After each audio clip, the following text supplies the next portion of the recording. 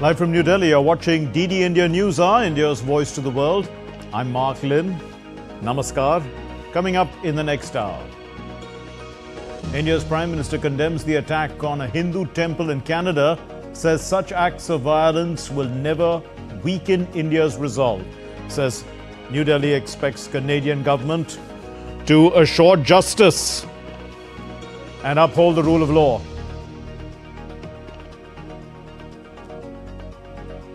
India elected as president and France as co-president of the International Solar Alliance. ISA is an international organization with 120 members and signatory countries.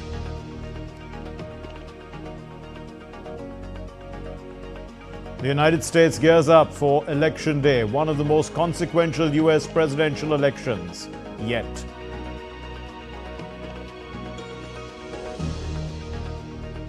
Quincy Jones, who collaborated with Michael Jackson's iconic Thriller and We Are the World, dies at 91.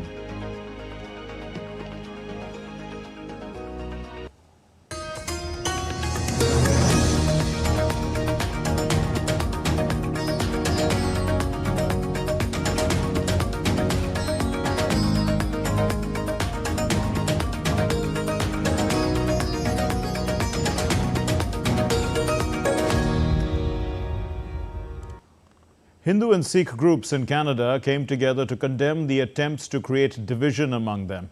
They said a small minority of about 3 to 4%, which holds anti-India sentiment, is involved in trying to create these divisions.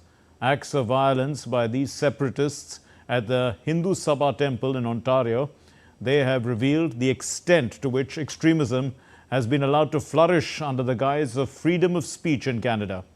India has called on Canada to ensure that all places of worship are protected from such attacks.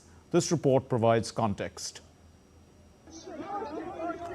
India has strongly condemned the recent violence at the Hindu Sabha temple in Brampton, Ontario, carried out by extremists and separatists on Sunday. In response, the Indian government is urging Canada to take necessary measures to protect all places of worship and ensure that those responsible for the violence are prosecuted. Let's take a moment to understand the outrage felt by the average Canadian about this attack. We saw this coming. Panoon and Sikhs for Justice were screaming that they were going to do this. They were advocating for violence against Hindus on Diwali, for celebrating Diwali. And this man is allowed to come on Canadian television, state broadcast on CBC, where he advocated for that every Indian Canadian needs to be examined for dual loyalties and needs to make a statement of loyalty to Canada against the Indian government, must say they're anti-Modi or else be considered a double agent. The clashes, which took place during a consular camp organized in collaboration with the Hindu Sabha Mandir, underscore the urgent need for heightened security and protection of places of worship. The Indian High Commission in Canada noted that similar disruptions occurred during consular camps in Vancouver and Surrey over the weekend. Chandra Arya and Kevin Vong are the only two elected officials in this country out of the hundreds that were able to correctly determine who was the victim and who was the perpetrator in this attack that was caught on video. And it's disgusting as a Canadian. It's disgusting. Canada's a place where you should be able to worship freely. Later, the condemnation was more pronounced. Canadian Prime Minister Justin Trudeau later condemned the attack, reaffirming the importance of religious freedom, while Canadian opposition leader Pierre Poilievre called the attack unacceptable. Toronto MP Kevin Wong condemned the attack and asserted that Canada has become a safe harbour for radicals and asserted that the country's leaders have failed to protect Hindus. Canadian Member of Parliament Chandra Arya condemned the attack on the temple, saying a red line had been crossed by extremists. It may be recalled that on 29th of October, Canadian officials had told their Standing Committee on Public Safety and National Security that they had leaked information to the Washington Post targeting Indian officials in contravention of all diplomatic norms. Government shelters terrorists. If you recall that another government and another Prime Minister, who happened to be the father of the current Prime Minister of Canada, took very little or no action on the Kanishka bombing, where an Air India plane was blown up and a very large number of Canadian citizens, be they of Indian origin, but a very large number of Canadian citizens were killed. Local police have arrested 3 individuals linked to the incident who are now facing criminal charges. This recent attack is part of a troubling pattern of religious intolerance that has emerged in recent years in Canada. Bureau Report, DD India. India's Prime Minister Narendra Modi on Monday condemned the attack on a Hindu temple in Canada. In a post on X, the Prime Minister said, and I quote, "I strongly condemn the deliberate attack on a Hindu temple in Canada. Equally appalling are the cowardly attempts to intimidate our diplomats. Such acts of violence will never weaken India's resolve. We expect the Canadian government to ensure justice and uphold the rule of law." Unquote. Well, at the 7th session of the ISA Assembly in New Delhi, Bharat Mandapam, India was elected as the president and France as the co-president of the International Solar Alliance. Together, they will lead over 120 countries in advancing solar adoption globally.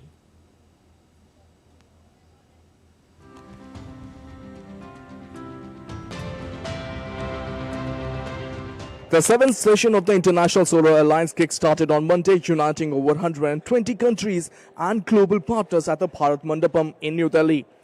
India's Minister of New and Renewable Energy, Prasar Bharati, and President of ISA Assembly opened the session with powerful words, reaffirming the ISA's evolution under Prime Minister Modi's leadership into a vital platform for global solar cooperation.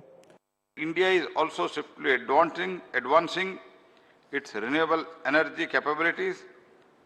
India's journey is one of the bold vision and the relentless progress. Under India's Prime Minister Shri Narendra Modi's leadership, India has set ambitious renewable energy targets and achieved the remarkable milestone along the way. Last month, India reached an impressive 90 gigawatt of installed solar capacity, moving steadily forward towards its broader goal of 500 gigawatt of renewable energy capacity by 2030. With 120 members and signatory countries on board, the International Solar Alliance is now a driving force in the global transition to clean energy. In this inaugural session, dignitaries and delegates from every corner of the world come together with a shared vision to improve energy access, boost energy security, and fast-track the clean energy transition. The goal to harness the sun's limitless energy for sustainable development across the regions with limited access to reliable power. Solar energy is poised to be a game changer in the battle against climate change. And now, under the leadership of India and co-presidency of France, the ISA Assembly will explore pathways to rapidly expand solar energy adoption. Together, the world's leaders will chart a course towards a cleaner, brighter and more sustainable future for all. International Solar Alliance illuminating the path to a global solar revolution.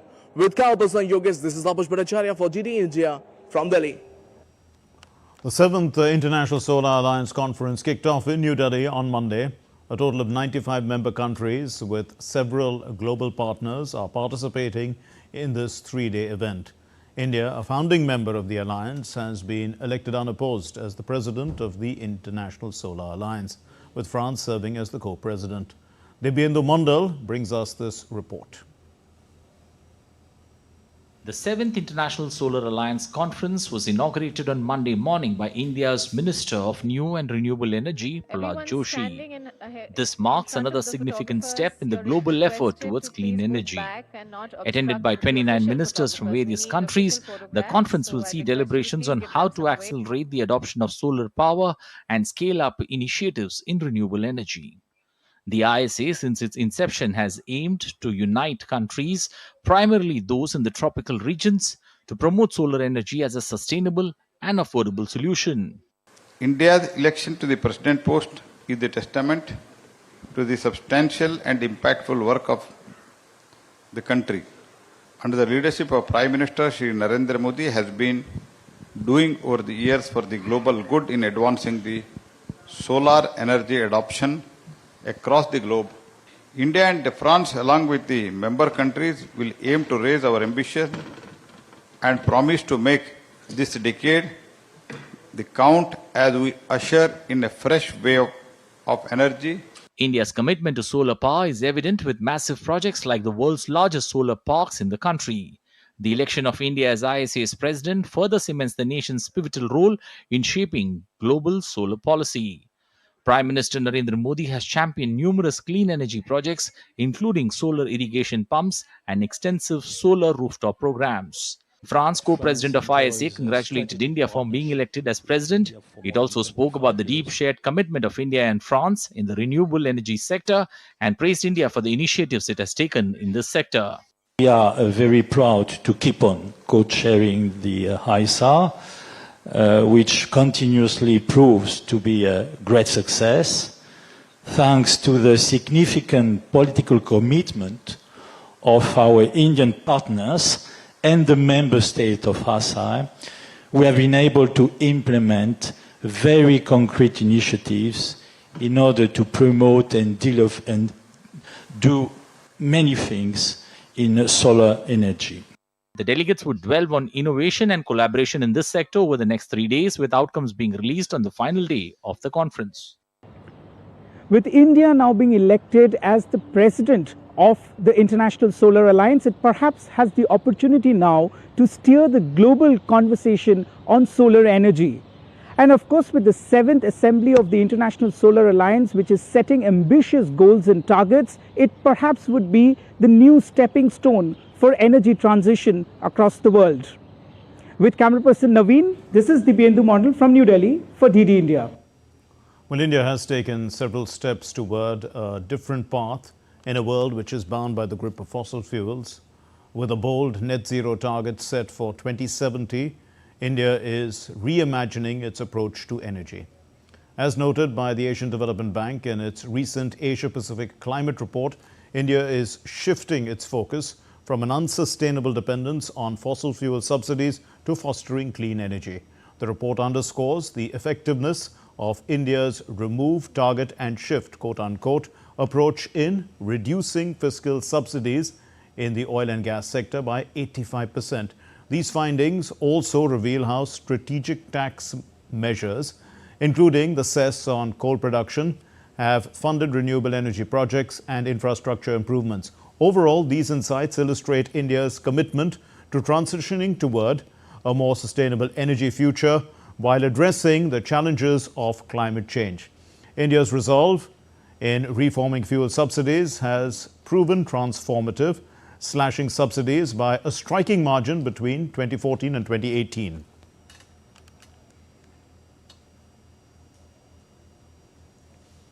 And still to come here on DD India News Hour. The US presidential election D-Day is tomorrow.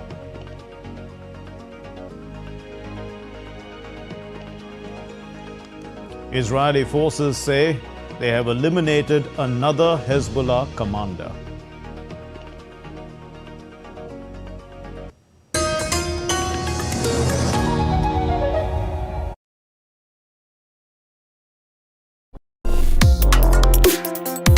Complex issues, hidden agendas, twists and turns, strategic games. We think all dots are linked. We just need to connect them. Join me every week as I connect the dots to unravel hidden designs in statecraft, mysteries, and decode issues that matter to you. Watch Connecting the Dots with me at these times on DD India.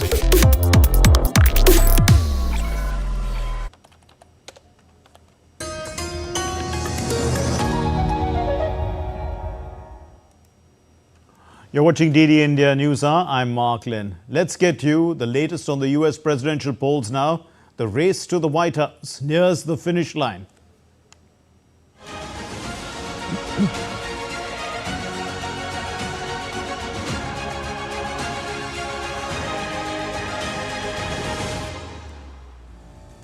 With hours to go for the US presidential election, the leads of the Democratic candidate and Vice President Kamala Harris and the Republican candidate, the former President Donald Trump, have narrowed down to a neck-and-neck competition, and the chances of a photo finish loom large. In fact, polls show that Harris and Trump are running neck and neck nationally and in the battleground states. If elected, Harris would make history as the first female president of the United States in its 248-year history, as well as the first black woman and person of South Asian descent to hold the office. Well, the Republican Trump is also confident of a landslide victory as he seeks a dramatic return to the White House after a gap. Here's a report. A presidential election unlike any other in US history enters its last full day on Monday, with Donald Trump, Kamala Harris and their campaigns scrambling to get supporters to the polls in a contest each portrays as an existential moment for America. Just a day ahead of the polls, all eyes are on the tight race between Democratic nominee Kamala Harris and Republican candidate Donald Trump as they plan to hold rallies in Pennsylvania on Monday, besides touring several swing states. Kamala Harris made her closing pitch for the US presidency at a rally in East Lansing, Michigan on Sunday. She addressed Michigan's 200,000 Arab Americans, starting her speech with a nod to civil victims of Israel's conflict with Hamas in Gaza and Hezbollah in Lebanon. I want to say this year has been difficult, given the scale of death and destruction in Gaza and given the civilian casualties and displacement in Lebanon. It is devastating. And as president, I will do everything in my power to end the war in Gaza, to bring home the hostages, end the suffering in Gaza. In Pennsylvania, Republican Donald Trump made a last pitch for support ahead of the 5th of November polls. Trump criticized the US election process and the early voting system. They are fighting so hard to steal this damn thing. Look at what's going on. Look at what's going on in your state. Every day, they're talking about extending hours and stuff. Who ever heard of this stuff? We should have one-day voting and paper ballots. Across the swing states, the competition between Republicans and Democrats remains razor thin. In Iowa, a new poll shows Kamala Harris putting ahead of Trump, but another survey suggests the Republican nominee still holds favor in many other key battlegrounds. Well, this is the first time that we've had Kamala Harris in the lead, so that by itself was a shock. We polled in September, and she had closed a gap from our previous poll when Joe Biden was on the ticket by 14 points.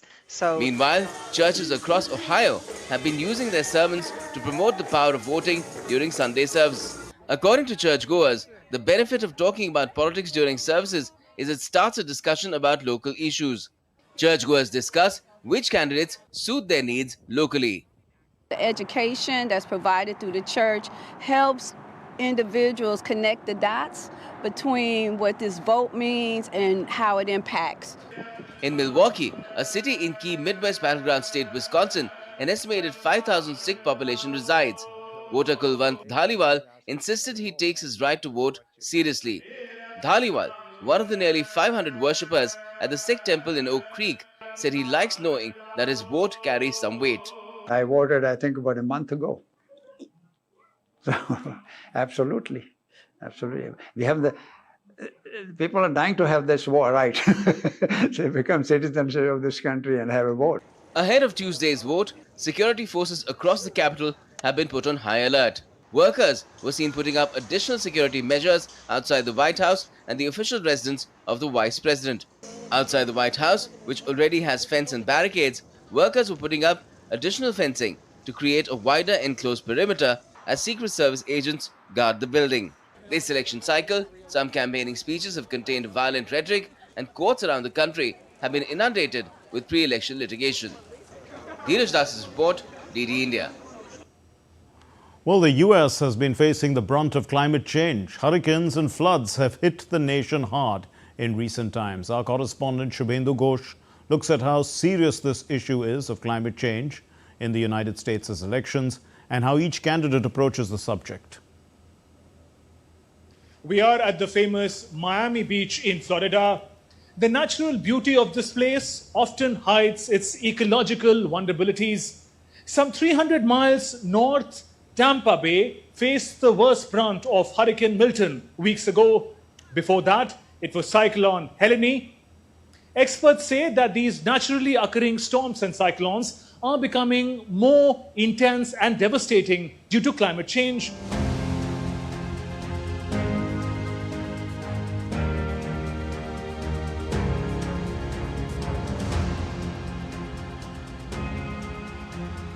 we are seeing greater number of storms forming in the Atlantic because of the higher sea surface temperatures related to climate change. Estimates suggest damage to the tune of $300 billion by hurricanes Helen and Milton. The storms killed at least 250 people. Doubts are raised over federal preparedness to tackle these intensifying natural calamities. A climate-wise infrastructure or resilient infrastructure or adaptable infrastructure in the US, we are essentially using that funding to essentially include old technologies, outdated technologies, which are not at all climate resilient. Donald Trump has turned these repeated hurricanes into a subject of political attack, accusing Joe Biden's administration of inaction. Road to Asheville, a city in North Carolina's Blue Ridge Mountains polling center, lined with debris, cardboard boxes in the wave of Hurricane Helen. North Carolina is a key swing state in the U.S. presidential election. People are angry, and this really plays to a politics of anger, which seemingly plays towards Donald Trump, who reprises a grievance politics and an anger politics. So the idea that people feel abandoned by the federal government in terms of emergencies and economic crises, ecological crises, I think plays to a politics of anger. During early voting, voters expressed concern over leadership on climate change issues. The environmental situation, because we've crossed several breaking points with several of Earth's natural systems, and we may have passed the point of no return on several of the systems that are interconnected as well. So we need to hope that it's not too late already, but do everything we can at this very moment.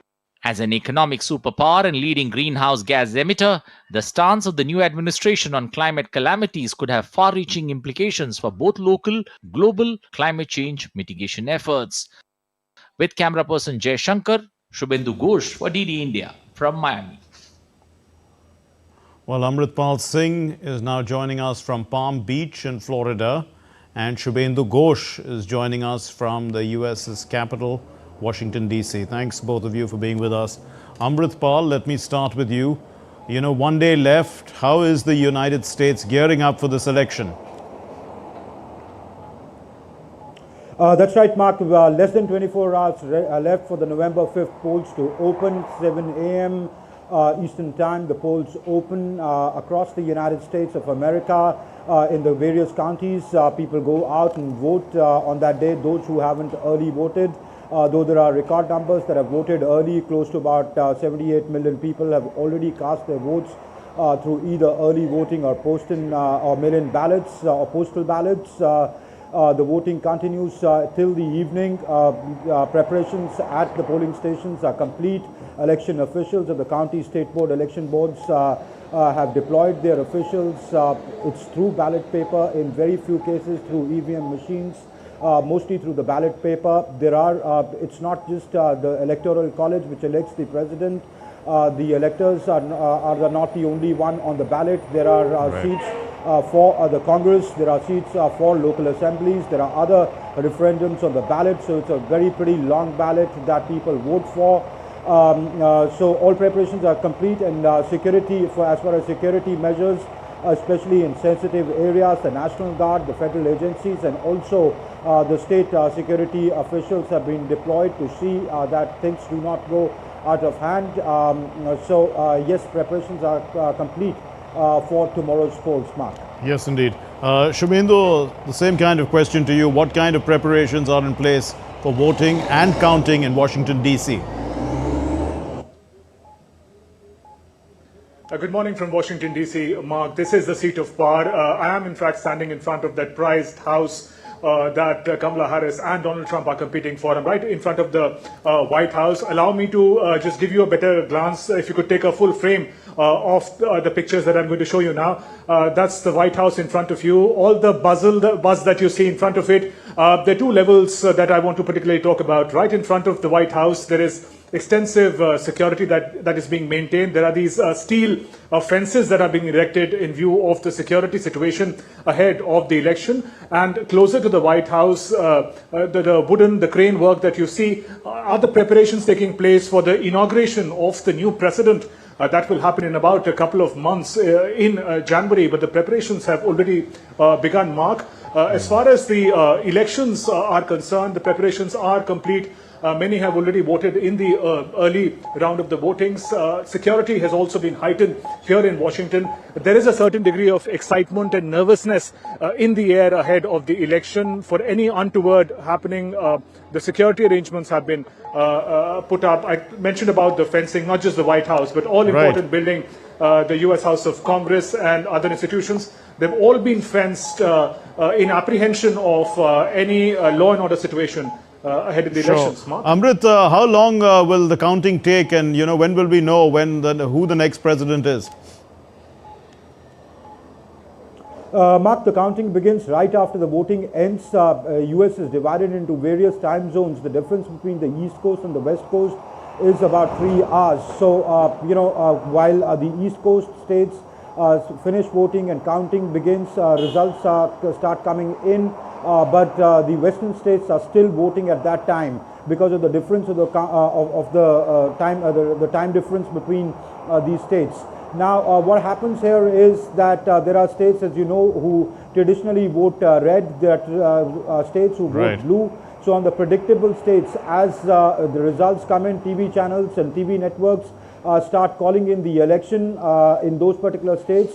But it's the seven battleground states where the contest is really tight, according to the New York Times latest poll survey and the earlier surveys too, where it could take longer. If the contest is really close, there could be demands for a recount.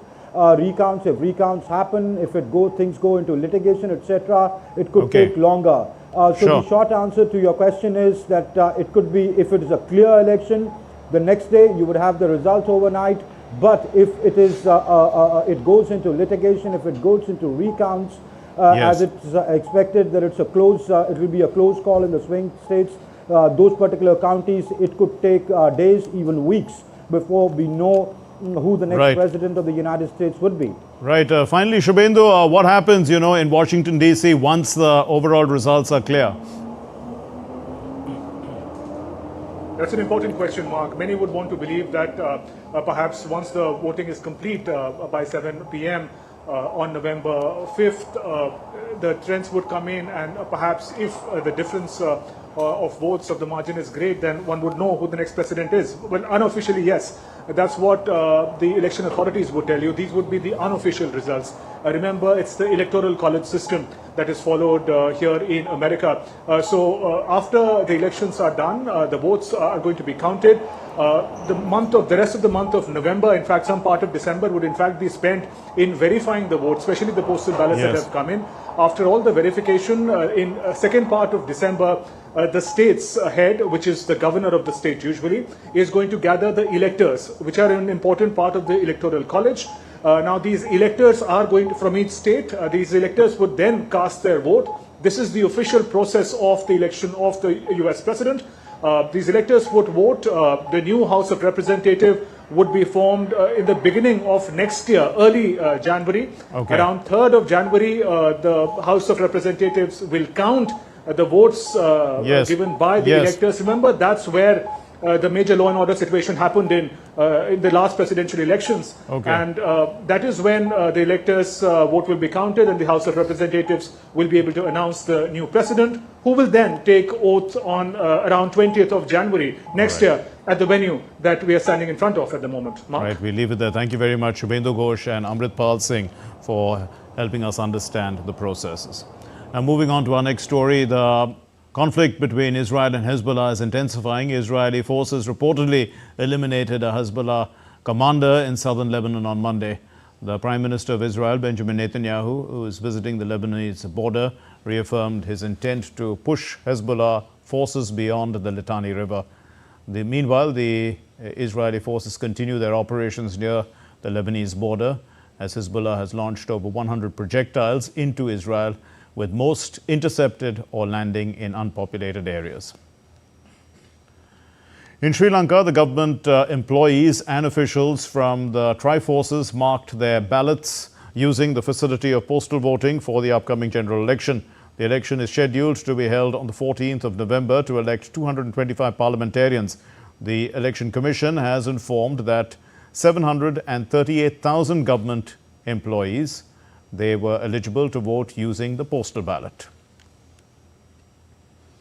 The High Commissioner of India to Sri Lanka, Santosh Jha, and the Secretary of Sri Lanka's Ministry of Health, Dr. P.G. Mahipala, they inaugurated a new surgical unit at the Batti Kaloa Teaching Hospital. The surgical unit has been built with Indian grant assistance of 300 million Sri Lankan rupees.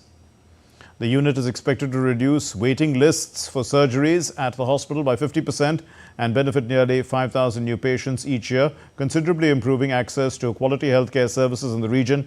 India has placed importance on improving healthcare in Sri Lanka under its Neighbourhood First policy. Earlier, 300 ambulances were provided by India in setting up a countrywide 1990 Suvaseria emergency ambulance service at a total cost of more than US $22.5 million. In addition, a 150-bedded hospital in Dekoya in the plantation region and also providing a medical equipment to the Vavunia Hospital. They have also been notable projects in the recent years completed by India. Still to come here on DD India News Hour, we'll be discussing the deteriorating situation in Canada.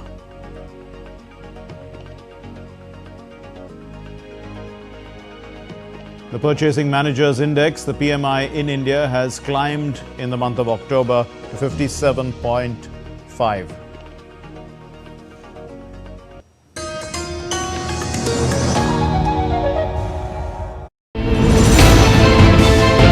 Geopolitics and trade deals.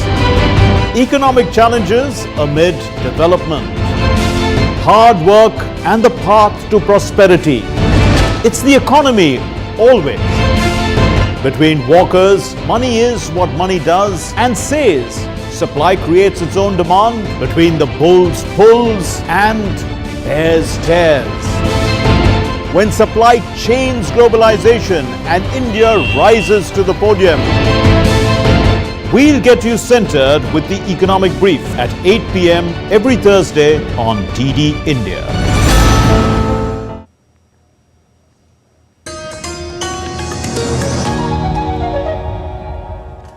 You're watching DD India News Hour. I'm Mark Lynn.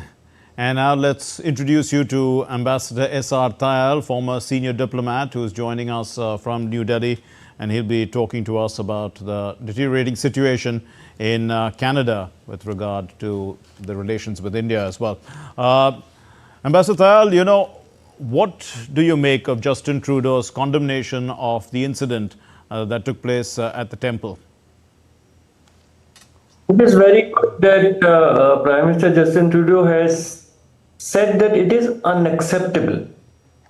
But all the reports are that the police, which is operating in that area, they have not named any group for this attack on our temple and the consular camp, which was being held in a very legitimate function of any High Commission, any embassy.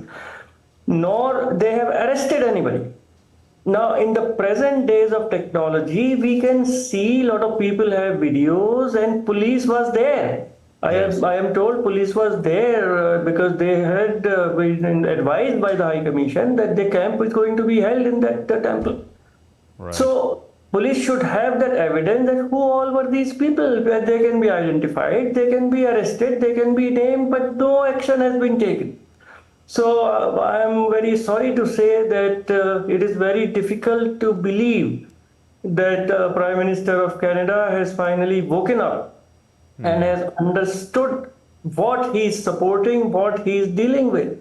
It is the same playbook, Mark, what we saw in India in the 1970s late and 1980s, right, where a handful of Palestine supporters capture the Gurdwaras and the moderate, peace-loving Sikhs opt out, and then they try to create a Hindu-Sikh divide. Yes. Trudeau perhaps is being advised by those who are open or silent supporters of Khalistan, which again I'll say are a handful.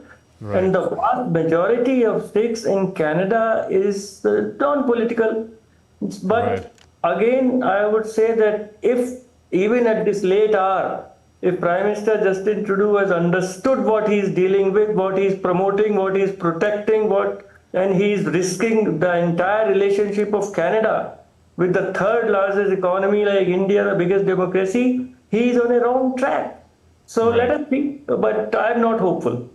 Yes, indeed. In fact, today a group of Sikhs and Hindus, about 1,000 of strong, they got together and said that, they are not going to be divided and these kind of things are done by a handful of people who are separatists. But how do Indian diplomats function in a hostile country which doesn't respect diplomatic norms? Well, this is a professional hazard. Many of our colleagues have operated in very, very difficult circumstances. And I am very honored to say, and the nation is grateful, and we are all grateful to them. And so the work of the Indian High Commission will continue. But of course, the High Commissioner is not there, but acting, whoever is acting, as well as the South Bloc in Delhi, will keep a very close eye and the safety and security of our diplomats, our consular officers, is of supreme importance, because only if they are protected, they can protect the Indian community in Canada.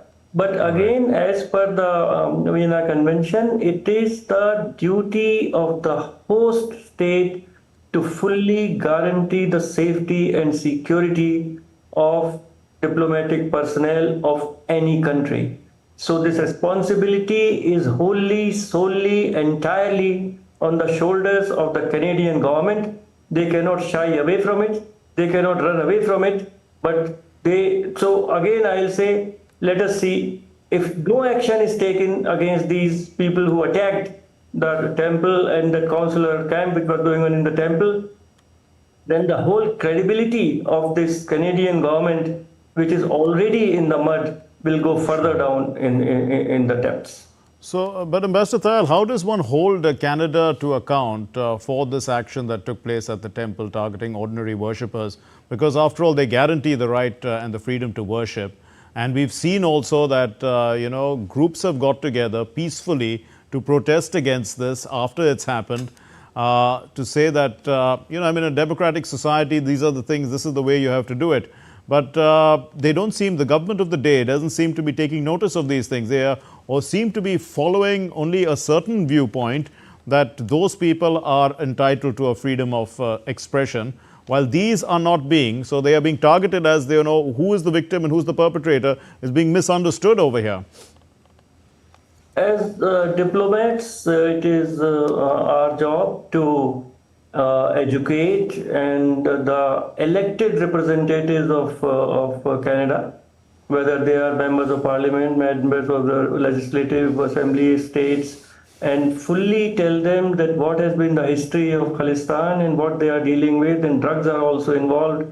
There are reports that Pakistan is dropping more drugs by drones into our Punjab, and on all these illegal channels, these drugs also go to Canada and then they cross the border from Canada to the United States.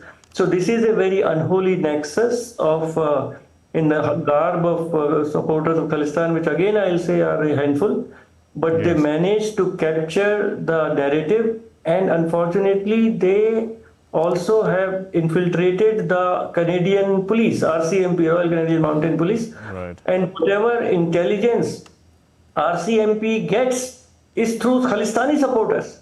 So they just get one-sided view. And you all know that these people are more in the police. So Justin Trudeau is getting a one-sided picture, and it is the job of both Indian diaspora in Canada. Hindus and Sikhs should go together and educate and advise and explain to the elected representatives of Canada at all levels what is really going on, and what is behind all this unrest. And ultimately, as some I think MP of that constituency said, that there's a deep and brazen extremism is rising in Canada, and it has become a hotbed of radicals, safe harbor for radicals. The Toronto MP has said that Canada is safe harbor for radicals. So in a democracy, the public, of course, is the ultimate judge, but in between elections, the elected representatives carry a lot of weight. And I would perhaps think that Indian community as well as the Indian diplomats should try, fan out and try to give the right information, advice to the elected representatives of Canada. We leave it there. Thank you very much, Ambassador S.R. Tayal, former senior diplomat, for throwing light on this situation, which is affecting a large number of Indians, the Indian community that is living in Canada, and unnecessarily so. Let's move on to our next story.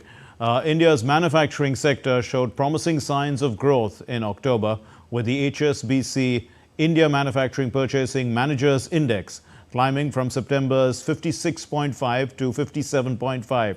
This jump reflects the strongest performance since early 2024 and highlights a rise in both domestic and international demand, supported by new orders and increased production.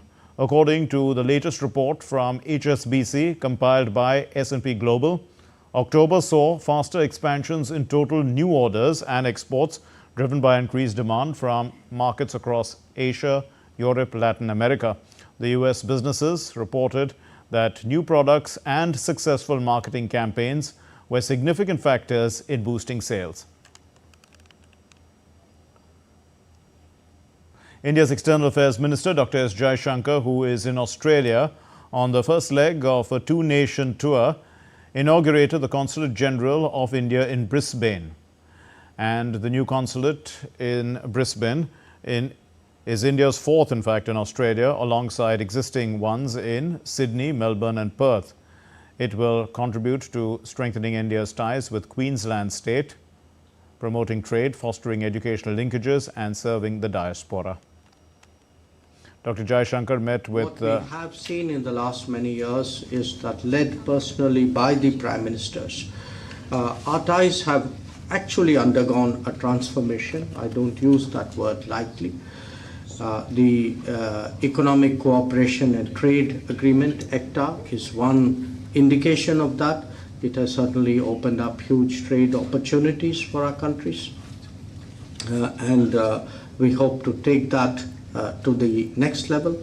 And I mentioned that because I also do recall that Queensland actually accounts for the vast majority of exports from Australia to India. So we certainly see a very, very promising economic future for our partnership, and I'm sure that the consulate will help make that happen more speedily. Well, Dr. Jaishankar met with Dr. Jeanette Young, who is the Governor of Queensland, and they discussed enhancing cooperation and trade, economic projects and investments between India and Queensland. Dr. Jaishankar also paid tribute to Mahatma Gandhi at the Roma Street Parklands in Brisbane. He also visited Australia's Humanitarian Logistics Capability Warehouse for HADR supplies to the Pacific. HADR has also been an important element in Quad endeavours. General Anil Chauhan, who is the Chief of Defence Staff of India, and General of the Army, Saeed Chane Griha, who is the Chief of Staff of the People's National Army, signed the Memorandum of Understanding on bilateral defence cooperation between India and Algeria. These are the two countries we're talking about. Military and government officials were also present. The MOU elevates the defence partnership between both nations, fostering mutual understanding and enhancing strategic interests. Let's take a look now at other stories making the news. The opening ceremony of the 5th edition of the joint military exercise between India and Vietnam, exercise Winbacks 2024, was held on Monday in Ambala. This exercise will continue till the 23rd of November, aiming to foster collaborative partnership, promote interoperability and share best practices between engineer companies and medical teams of the two armies to enhance joint military capabilities.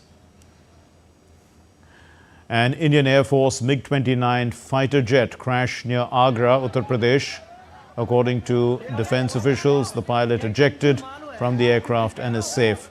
The jet had taken off from Adhampur in Punjab and was en route to Agra for an exercise when the incident occurred. A court of inquiry has been ordered. The Yamuna River in New Delhi showed a sheet of toxic foam covering its surface on Monday. This comes at a time when thousands are set to take holy dips in the sacred river as part of the Hindu festival of Chhath Puja. Still to come here on DD India News Hour. India's Prime Minister Narendra Modi holds a rally in the Indian state of Jharkhand.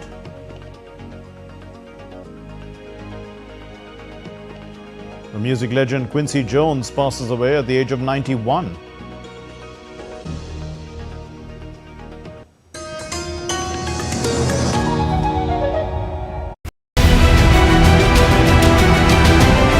Who will be the next president of United States of America? Will Donald Trump make a dramatic comeback, or will Kamala Harris become America's first woman president? It's a tight race to the White House. The knives are out and the battle lines sharply drawn. He's becoming increasingly unstable and unhinged. She's a threat to democracy because she shouldn't even be the candidate. I'm Amritpal Singh. I'm Shubhendu Ghosh.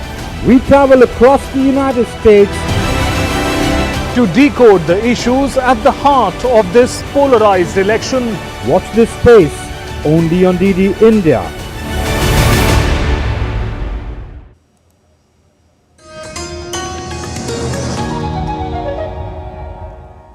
You're watching DD India News Hour. I'm Mark Lynn.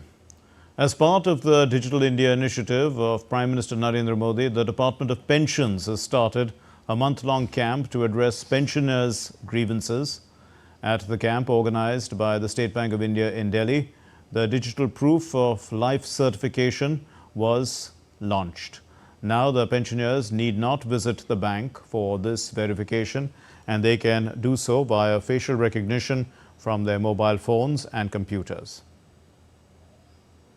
भारतीय state bank की तरफ से pensioners के लिए digital life certificate जो जीवन प्रमाण पत्र के स्कीम आज से एक कैंपेन मोड में शुभारंभ किया जा रहा है। भारत की 800 सिटी आइडेंटिफाई किया है मिनिस्ट्री ने, उसमें से 60 सिटीज़ में भारतीय स्टेट बैंक की कैंप रहेंगे और हम चाहते हैं कि जो पेंशनर्स हैं वो लाइफ सर्टिफिकेट के लिए बैंक ना आके डिजिटल मोड में सबमिट करें। ये सिक्योर्ड है, हैसल फ्री है और बहुत आसानी से किया जा सकता है। 30 नवंबर तक चलाई जा रही है। पूरे भारतवर्ष में करीब 800 शहरों में और करीब 1900 कैंप्स लगा रहे हैं, जिसमें स्टेट बैंक ऑफ इंडिया इसमें सबसे अग्रिम भूमिका में है। और सारे पेंशनर्स, पेंशन भोगियों से मेरा निवेदन है कि आप अपना डिजिटल लाइफ सर्टिफिकेट, जीवन प्रमाण पत्र जो है वो आप डिजिटल मोड में दीजिए। ये बहुत सिक्योर है और ये बहुत आसान है। India's Prime Minister Narendra Modi held a public rally in Jharkhand's Gharwa constituency on Monday. The eastern Indian state will go to the polls in two phases. This is on the 13th and the 20th of November. Results are scheduled to be announced on the 23rd of November. Addressing the rally, the Prime Minister said that the Indian government is making every effort on its part to improve infrastructure, support farmers and boost industries in the state. Prime Minister Narendra Modi also attended a public meeting in Chaibasa, which is also in Jharkhand, and the Prime Minister was felicitated by the former Jharkhand Chief Minister Champai Soren and other BJP leaders during his public rally in Chaibasa. While addressing the Vijay Sankalp Sabha of the Bharatiya Janata Party at Tata College Ground, the Prime Minister said that the entire state of Jharkhand is saying today, Roti, Beti or Mati ki पुकार, Jharkhand में BJP NDA सरकार. Lahore residents on Monday, they urged authorities to take tougher measures as air pollution levels in Pakistan's second largest city hit an unprecedented historic high. The city held the top spot on a real-time list of the world's most polluted cities on Sunday. Lahore recorded its highest ever pollution reading. It is 1,900 near the Pakistan-India border on Saturday. 1,900 is the AQI in Lahore, based on data released by the provincial government and also the Swiss group of IQ Air. In response, the authorities have issued a host of emergency measures, including issuing work from home mandates and also closing primary schools. Even so, residents have complained that the measures have fallen well short, and many people are suffering from health-related issues because of the thick blanket of smog that has enveloped the city.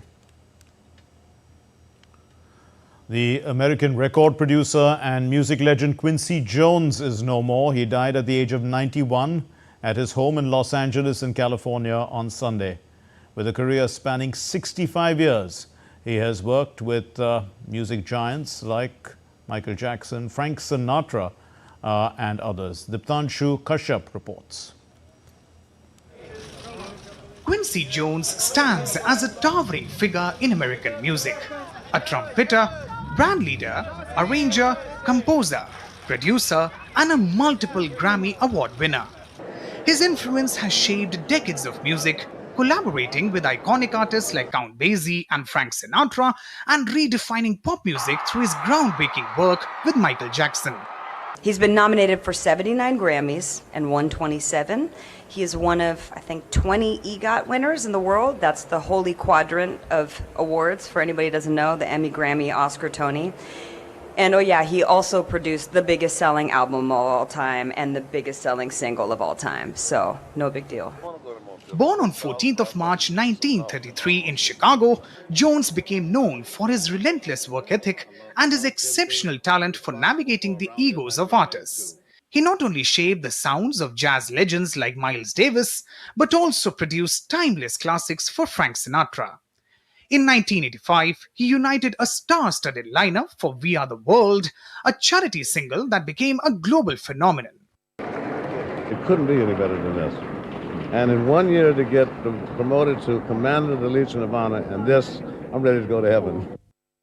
Jones shared friendships with many of the 20th century's most celebrated figures. He was also a prolific movie score composer, co-producing the film The Color Purple and the beloved 1990s TV series The Fresh Prince of Bel-Air, which launched Will Smith's career. Absolutely. And that's as you get the feedback of what the other people that do the same thing you do. And sometimes it's hard because they're doing it with different genres, you know, and people have a hard time seeing through those barriers, you know. But for the most part, it's just saying, hey, here's what my peers think of me, and that's pretty strong. As U2 frontman Bono aptly stated, Quincy Jones was undeniably a cool person. His remarkable legacy, marked by groundbreaking collaborations, innovative productions, and countless accolades, will forever resonate in the world of music. Diptanshu Kashyap's report for DD India. Well, you're watching DD India News Hour. Let's get you the sports news now. And Pakistan suffered a narrow 2-wicket defeat in the opening ODI against Australia at the iconic Melbourne cricket ground on Monday. While chasing a modest target, Australia's innings was nearly derailed by Haris Rauf's pace bowling, but Pat Cummins stepped in to secure the win with a vital 32 runs of 31 balls. Rauf claimed 3 wickets. They were key wickets, dismissing Stephen Smith, Marcus Labuschagne, as well as Glenn Maxwell, which put Australia on the mat. Earlier, after being put into bat, Pakistan struggled to adjust from their Test cricket mindset. They posted only 203 runs on the board. And the next ODI is going to be on November 8 in Adelaide Oval. The Indian wicketkeeper batsman Wriddhiman Saha has announced that he is retired from all forms of cricket. He did so on Monday. The Bengal-born cricketer will retire After the ongoing season of the Ranji Trophy ends, the wicketkeeper batter played for India in 40 Test matches as well as 9 ODIs since making his international debut in 2010. He also played 170 matches in the Indian Premier League for many franchises. Saha is currently preparing for Bengal's 4th round fixture against Karnataka in Bengaluru. The 8th edition of the Ganga Utsav 2024 was celebrated at Chandighat in Haridwar in Uttarakhand on Monday. The National Mission for Clean Ganga holds this annual festival to commemorate the declaration of the Ganga as India's national river. The primary focus of Ganga Utsav is to foster a connection with the Ganga, promote conservation and emphasize the river's cultural and spiritual significance. We leave you with these images of the Ganga Aarti.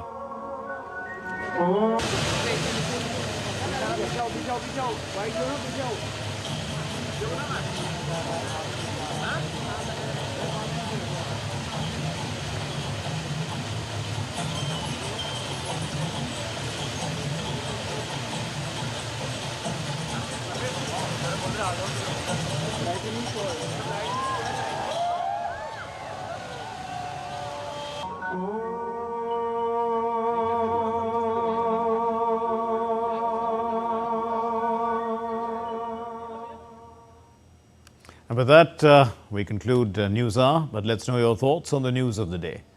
And for those of you on the go, get the latest news and updates from India and across the world on the DD India mobile app, which you can download both on Android and iOS platforms by scanning the QR code. We'll be back with more news as it breaks here on DD India. My name is Mark Lin. It's been a pleasure bringing you DD India News Hour from all of us in Delhi. Thanks for watching. Namaskar.